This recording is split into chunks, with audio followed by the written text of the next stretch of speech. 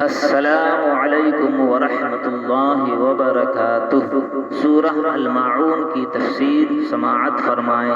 بسم اللہ الرحمن الرحیم۔ تفسیر تقی عثمانی۔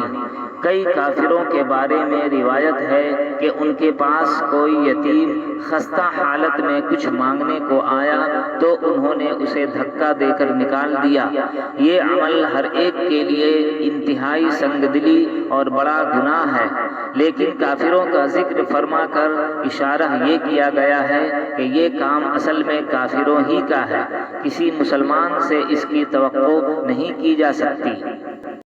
یعنی خود تو کسی غریب کی مدد کیا کرتا، دوسروں کو بھی ترغیب نہیں دیتا۔ نماز سے غفلت برتنے میں یہ بھی داخل ہے کہ نماز پڑھے ہی نہیں، اور یہ بھی کہ اس کو صحیح طریقہ سے نہ پڑھے۔ یعنی اگر پڑھتے بھی ہیں تو اللہ تعالیٰ کی رضا کے بجائے لوگوں کو دکھاوا کرنے کے لیے پڑھتے ہیں۔ اصل میں تو یہ کام منافقوں کا تھا۔ اگرچہ مکہ مکرمہ میں جہاں یہ صورت نازل ہوئی منافق موجود نہ ہوں، لیکن چونکہ قرآن کریم عام احکام بیان فرماتا ہے اور آئندہ ایسے منافق پیدا ہونے والے تھے، اس لیے ان گناہوں کا ذکر فرمایا گیا ہے۔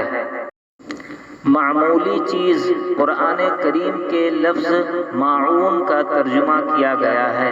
اسی لفظ کے نام پر سورت کا نام ماعون ہے۔ اصل میں ماعون ان برتنے کی معمولی چیزوں کو کہتے ہیں جو عام طور سے پڑوسی ایک دوسرے سے مانگ لیا کرتے ہیں، جیسے برتن وغیرہ۔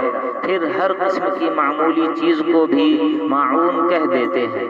حضرت علی رضی اللہ عنہ اور کئی صحابہ رضی اللہ عنہ سے منقول ہے کہ انہوں نے اس کی تفسیر زکوٰۃ سے کی ہے، کیونکہ وہ بھی انسان کی دولت کا معمولی 40واں حصہ ہوتا ہے، اور حضرت عبداللہ بن مسعود رضی اللہ عنہ نے اس کی تفسیر یہی فرمائی ہے کہ کوئی پڑوسی دوسرے سے کوئی برتنے کی چیز مانگے تو انسان اسے منع کرے۔